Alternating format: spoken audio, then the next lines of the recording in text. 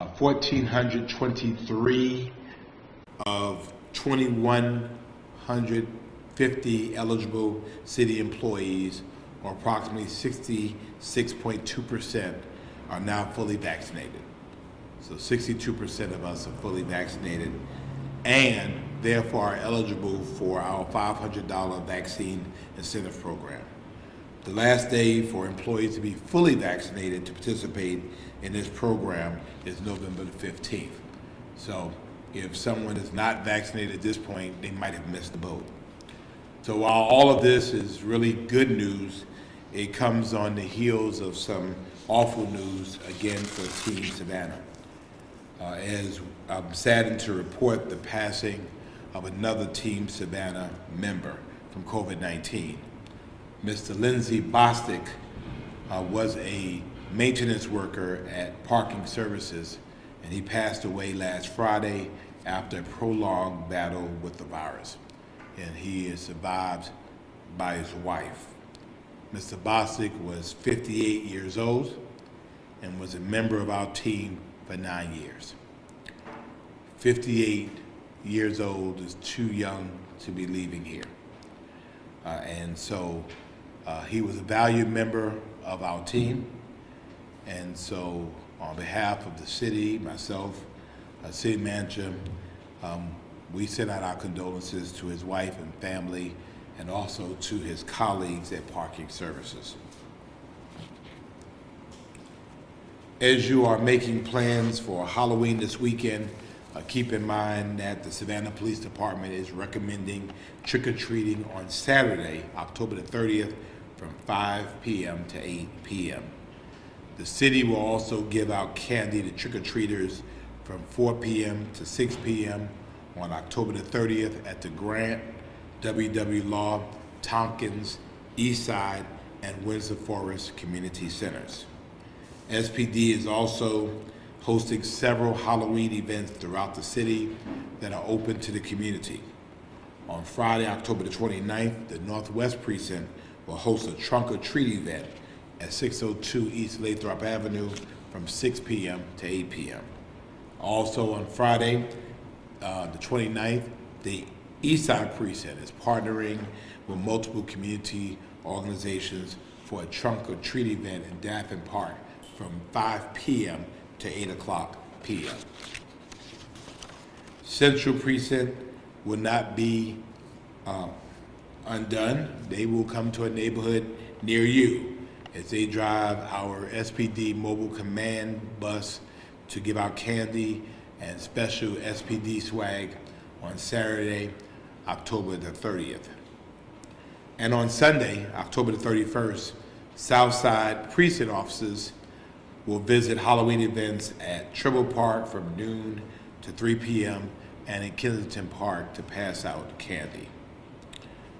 Savannah Police Chaplain Pastor Charles Roberson, the pastor of the Kingdom Life Community Fellowship, Christian Fellowship, is hosting a fall festival, and COVID vaccine clinic on October the 31st from 3 to 6 p.m. at the church at 425 West Montgomery Crossroad. And this festival will include games and giveaways, entertainment, and vaccinations hosted by J.C. Lewis Primary Healthcare. The Savannah Police Mounted Patrol will make an appearance as well as our recruiting units. And if you have questions or want more information, you can call the church at 912-921-5346. 912-921-5346.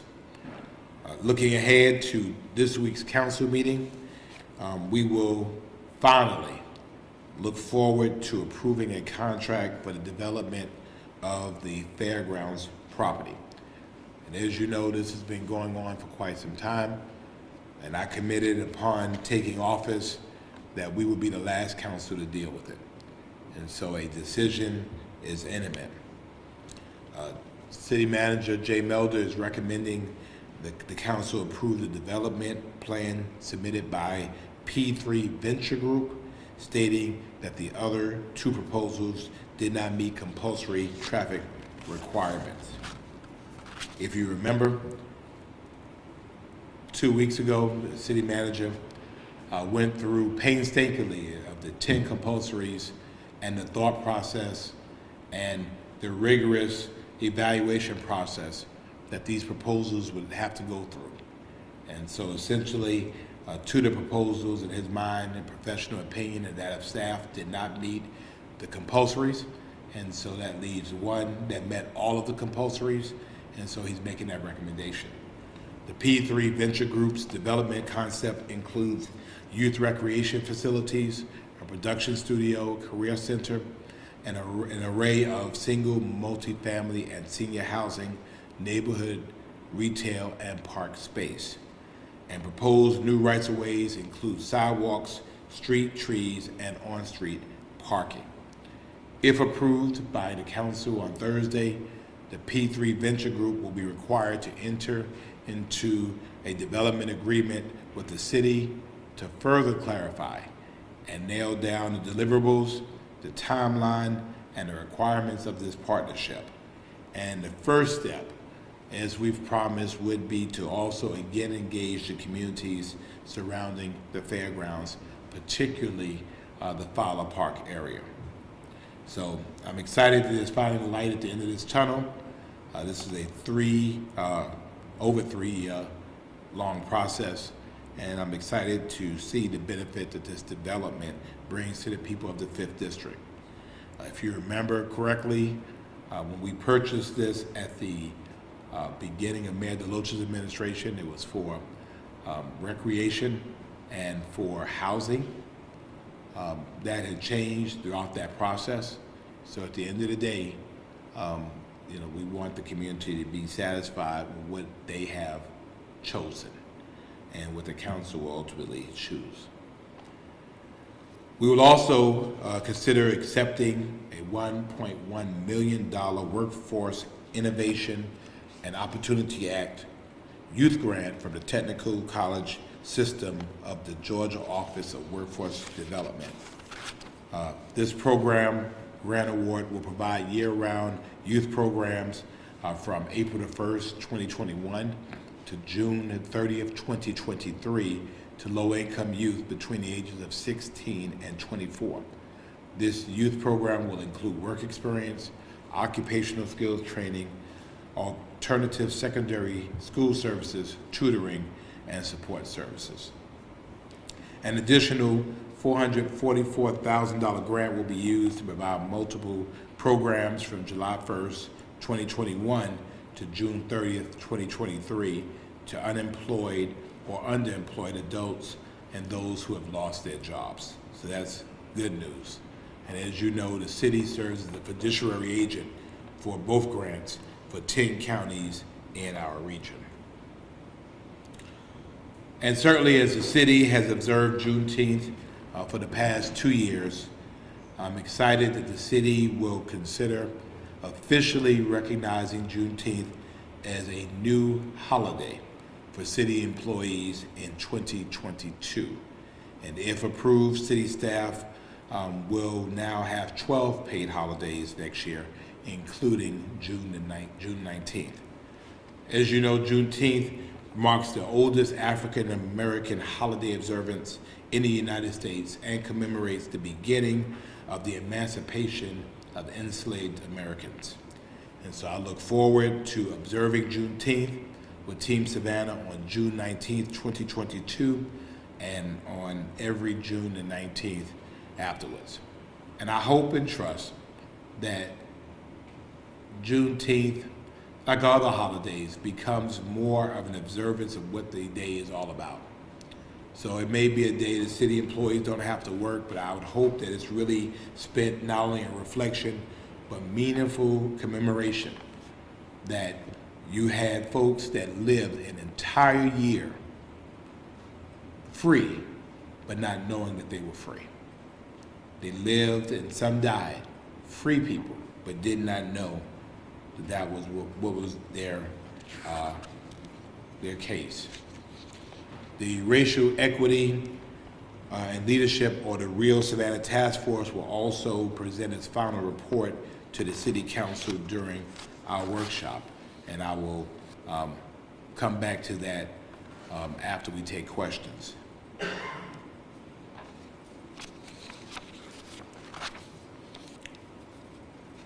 I particularly want to thank the dedicated individuals who've spent a lot of time on this. And again, part of the reason we're running a little bit late was because we were having a step-up annual meeting in which we were presenting these findings. So we'll have Dr. Johnson be with us shortly and the members of the task force that are here. Finally, I will hold my 2021 State of the City address again virtually on Wednesday, tomorrow, which is October the 27th at 7 p.m. And you can view the live address on my Facebook page, on the city's Facebook page, on YouTube, and SGTV Channel 8, the award-winning SGTV Channel 8.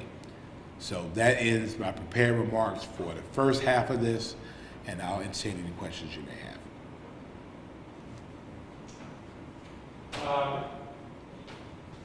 You mentioned, you touched at the very top about how the COVID numbers are coming down. I know you've been very concerned about that, for a while. How happy are you to see the direction things are going as far as COVID? You've been able to, allow the Rock and Roll Marathon to be here. Just kind of expand on that a little bit. Well, I'm ecstatic that the numbers are going down. I think what's still concerning to me is that we're still sitting at 51% fully vaccinated and 56% partially vaccinated. We have to continue to get those numbers up. Obviously, as you see, the weather is changing. People are retreating indoors for indoor events, and so that's kind of concerning to me. As we learned last year, we can go down and then bump right back up, and so it's cautious optimism.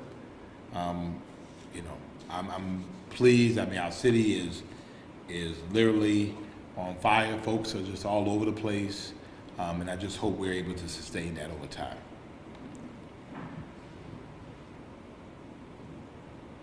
With the holidays coming up, what are your concerns with the vaccination rates, especially as you noted the 51%, and what would you like to see moving forward? Well, the challenge to the community was that when we were at 42, we wanted to get to 52, which would mean a significant bounce in our rate. Obviously, the concern was at the time was that half of our citizens, over half, were not vaccinated. And so essentially the decisions or the lack of action of the majority was really driving the minority. And so now we're at half, and so that means we could really go either way. And so the goal is to really decisively vaccinate again. I'm really looking at 70 to 80% now to get us to where we are. I'm really happy about the city's vaccination rate. Again, we're in the 60s. We're hoping that we can do more. Obviously, we'll have to get to the point where a city manager will have to figure out where do we go after November the 15th. How does that relate to as we open up facilities? How do we deal with employees that chose not to be vaccinated? And then I think the other thing that's significant is that there is a significant cost associated with people who choose not to be vaccinated and if they require hospitalization. It clearly costs us more to insure them. Their bills are higher. Obviously, the city has excellent health insurance, so that is something that a burden that we would have to pick up as well. So I know that the city manager is evaluating options to how we get past November 15th, and so we'll see where we are when we get there. Good morning. Good morning. Could you touch a little bit more on the fairgrounds proposal? I know, based on the city manager's recommendation. To you, what makes this the best proposal out of the others? And can you give us a sense of a timeline on how much closer we are to moving along? Well, best is relative. The way that our procurement policy is established is that the city manager and Team Savannah through the city manager have this responsibility of being able to evaluate proposals. And I wanted to be very, very careful as we went through this process that we did not get into a popularity contest. I mean, it's easy for people to say, I like this, I like that, I like this, I like that. But the other end of it, there is technical, environmental, and financial aspects that have to be evaluated as well. It might be something that you really, really like, but is it going to bring much more traffic to the area? This area has a very unique traffic pattern. You can't go through it, so that has to be considered. Parking has always been an issue in that area, and for those who live there during the fair, we know that that's an issue. Issues of environmental, there's wetlands on that property. There is a water line that serves most of the west side that runs through that property. And then, of course, you know, it is a value contract, so the person, the successful group, is purchasing that from the city. I mean, are we getting our worth out of it in terms of the city's investment in that property? So I think when you look at all of those things, you have to look at density, you have to look at issues of zoning. We have to look at issues and forecast, what does this look like 20 years from now? I've often mused sometimes when we're looking at something now and we say, what were they thinking 50 years ago when they allowed that to happen? And so we have to be as predictive as we can be, that folks don't turn around now 10, 20 years from now and say, you destroyed our neighborhood. You gentrified our neighborhood by allowing us to be here. So again, I think it's a very difficult process. I hated to do that to Mr. Melder, being he's still in his honeymoon period. But I think the good news was that he came in with a fresh lens. We have been dealing with this for quite some time, and I think we're now in a position where staff has reviewed it, the city managers reviewed it. We have really engaged the community in really extensive discussions. Again, we did this differently than we do other things. We went to the neighborhoods first, which we generally don't do. And so I think we're here. And so the question is, how long do I think it's going to take? I think it's going to take till tomorrow. I mean, to Thursday. And so by Friday at this time, I think, you know, we're done. And I think we will be in a position where we will be able to say that this is something off of our plate. From there, it goes to the city manager. The city manager then will take the time to really nail this down, because the devil is in the details. And so the council's vote would be the affirmation of a particular course of action. City manager does the rest. City manager, city attorney does the rest. Just touching back on the number of city employees who have vaccinated Mm-hmm. the program started. Do you think the program helped the city open up? Are you satisfied with where we're at now? Well, I'm never satisfied. I mean, I'm just not. I mean, you know, I want 100% of city employees vaccinated. I know that 61%, or whatever I said, was significantly better than what the community at large is. So I think that's important. And it's important for us because, again, we've lost now our second city employee due to this virus. Team Savannah is a front-facing organization. We are in the community, we're in the public, and so I think it's just a matter of public health and personal safety, that we want our police officers, our firefighters, we want our parking services personnel, we want people working in offices, you know, we want people to be vaccinated, and because we want them to be okay. We don't want to bury any more city employees, and so over 60% is good. We strive for 100%. Thank you. Hi there. Hello, good morning. So, keeping on the topic of the state employees being vaccinated, is there a chance, are you guys considering having a mandate for vaccinations for city employees after that November 15th date? Everything is on the table. Again, my position at this point is the city manager, the employees majority work for him. And so we'll have that conversation after November 15th to see where we are. I do think, some areas have chosen mandatory vaccination. Again, I've proffered the idea of ensuring that the city doesn't lose for people who choose not to be vaccinated, and that we figure out a way to recoup our cost for insurance associated with people who choose not to be vaccinated, and the enormous expenses associated with medical care. But again, I wouldn't want to speculate at this point. We'll wait till November the 15th. Okay, and as far as the downward trend in COVID cases goes, is there, we talked about that being a good thing for the community, obviously.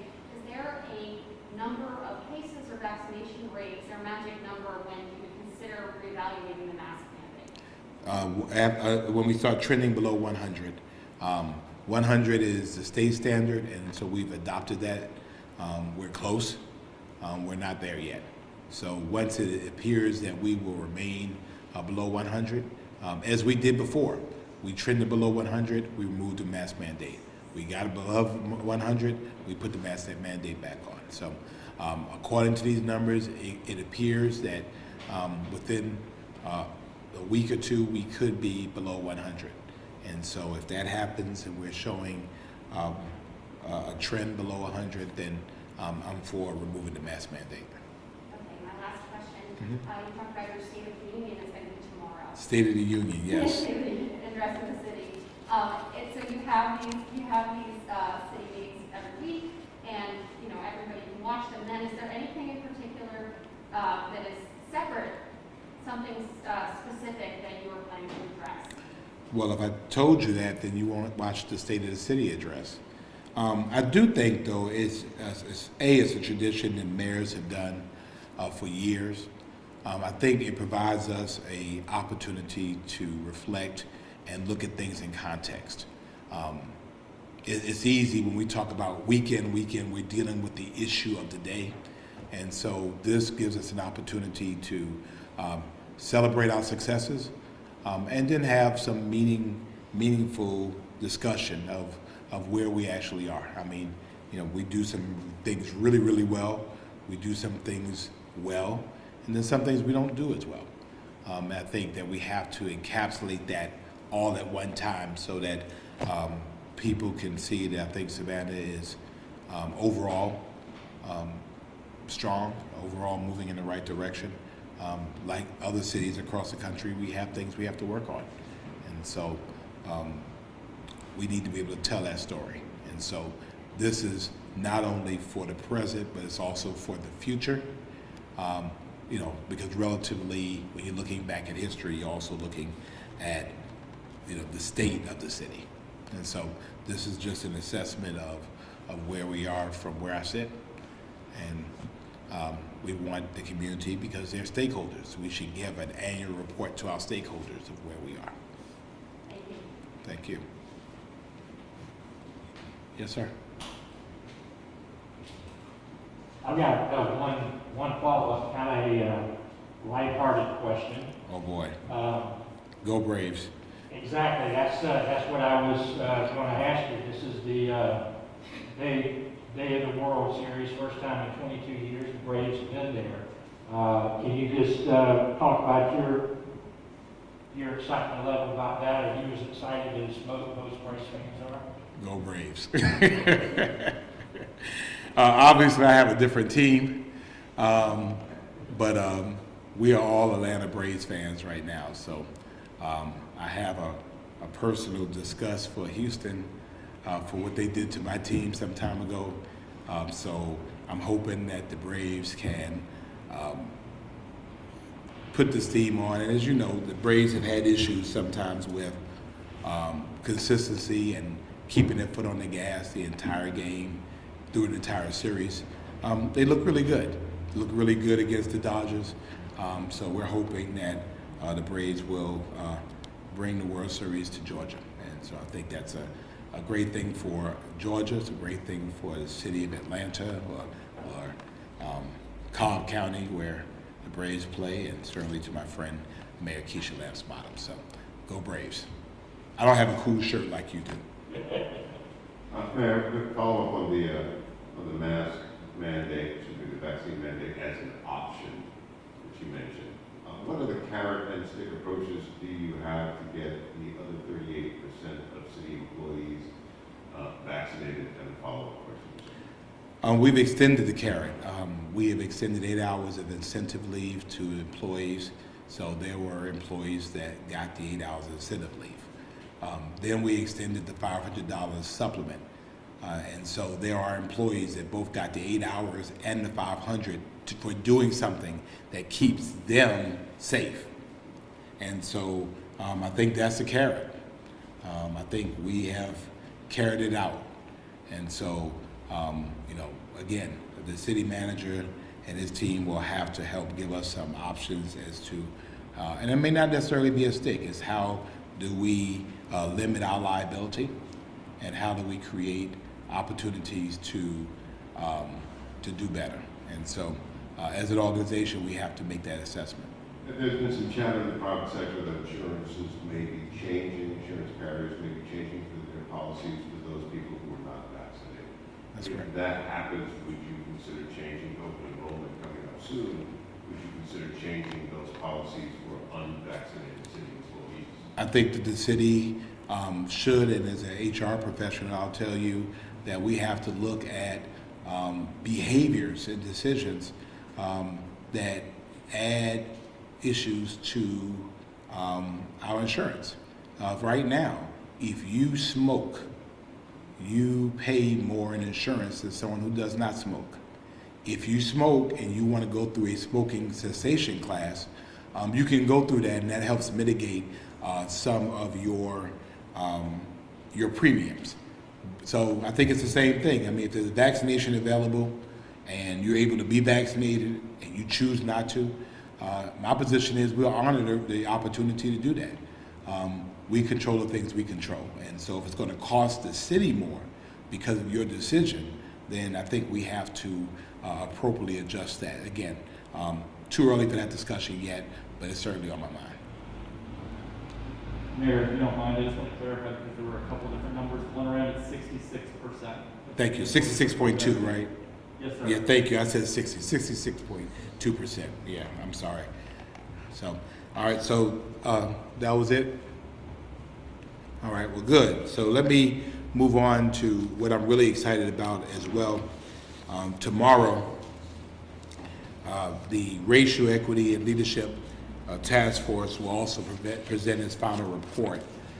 And if you recall, on Sunday, May the 31st, 2020, Savannah, like many other cities across the country, experienced spirited demonstrations and marches in response to the murder of George Floyd and the deaths cumulatively of unarmed Black and brown people across the country. It was important to us, and certainly important to me, that this march on that sweltering day was more than a moment, but a movement, a sustained effort to right the wrongs that keeps Savannah from becoming the beloved community that Dr. Martin Luther King Jr. envisioned. It was time for Savannah to finally have the courageous and adult conversation about race, about class, about disparity, and about equity. The difference this time would be that we would take perceptions out of the picture.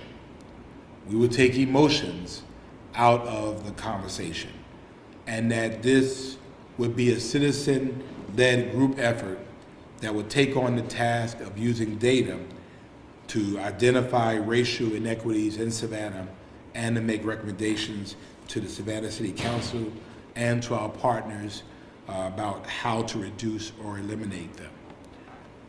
I asked the most qualified social scientists I know, former Mayor Otis S. Johnson, to collaborate with me to identify citizens from the public sector, the private sector, and the community sector to serve on what will be named the Real Savannah Task Force, Racial Equity and Leadership.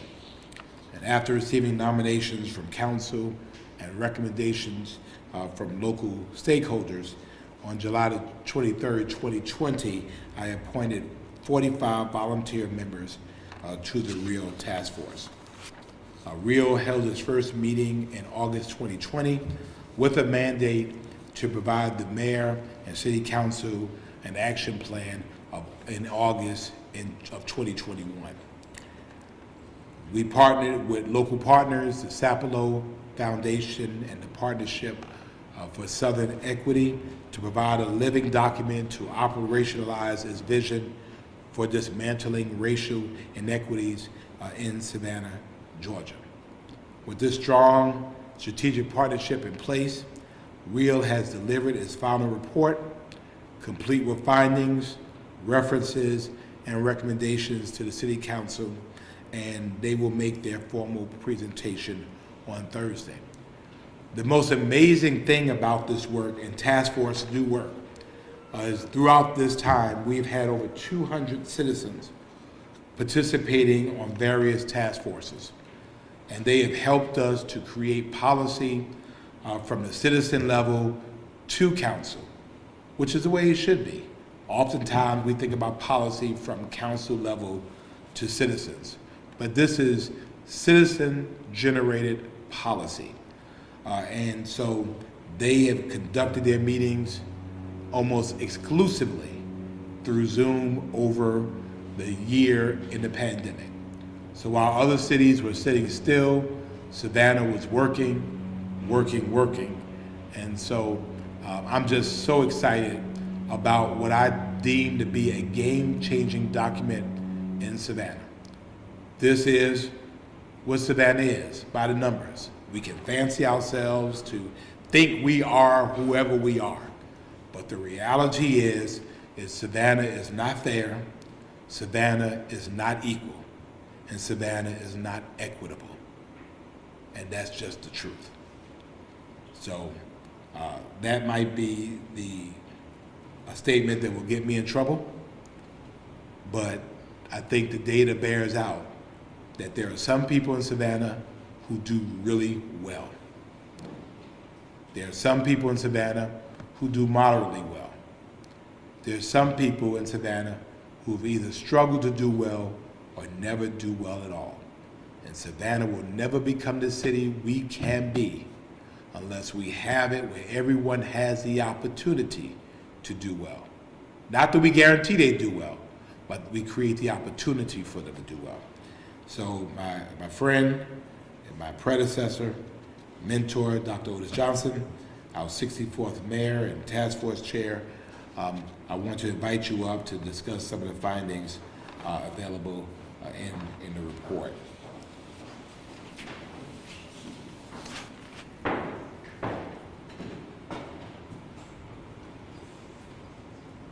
Thank you, sir. Thank you very much, Mr. Mayor.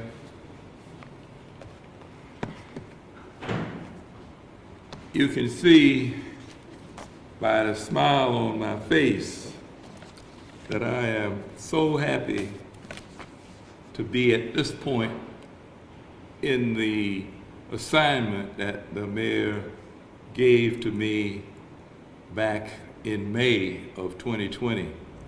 I want to first acknowledge the fact that none of us get anywhere by ourselves, and I want to acknowledge Mrs. Daphne Williams, who is the assistant to the city manager, and to Benjamin Jones, who is an intern here as a result of funds that we received to engage in this project. And I want to be very brief because this is the mayor's conference and not mine. Racial equity and how we approach it will determine the quality of life for many of our citizens in Savannah and in Chatham County. And I want to begin with a quote from the great writer James Baldwin, who said, "Not everything that is faced can be changed, but nothing can be changed until it's faced." And so we took our charge from the mayor extremely seriously, and we organized these 45 citizens who all volunteered to be on this task force into 6 groups. We looked at criminal justice and juvenile justice. We looked at economic empowerment and wealth building. We looked at education, health, housing, and the environment. And what we have produced is a document that can lead this community to face what this document does in terms of identifying the inequities based on race and class in this community. The listeners or the viewers in the audience can go to the city's website and they can access this document. I didn't acknowledge Ms. Earlene Davis, who's here, who was on the housing task force as well as the big task force. Thank you for being here. Is there anybody else that I'm missing? Anybody else? Well, the chief helped with the criminal justice piece, and so we want to acknowledge those people. And that's one of the bad things when you start acknowledging people, you're going to forget somebody. And I apologize for not recognizing you. But anyway, this Thursday at the workshop for the Savannah City Council, we will formally present this document and entertain their questions and try to provide answers for them. But it is important that the community access this document, read it, analyze it, and get involved in doing what the mayor is committed to do, and that is to make Savannah the beloved community that it can be. But until it deals with its racial history and its racial present, it will never be able to deal with its racial future. And unless it deals with its racial future, then the class issues that are centered around race will continue to segment this community into haves and have-nots. So I want to thank you, Mr. Mayor, for giving me this opportunity to lead this effort and to acknowledge the 45 people that made this groundbreaking report available. And we will see now what this community does with the data. Not I feel, not I think, not somebody told me, but hard data that documents the disparities that exist in our community, and we can do better, and I hope we will. Thank you, Mr. Mayor. Thank you, sir.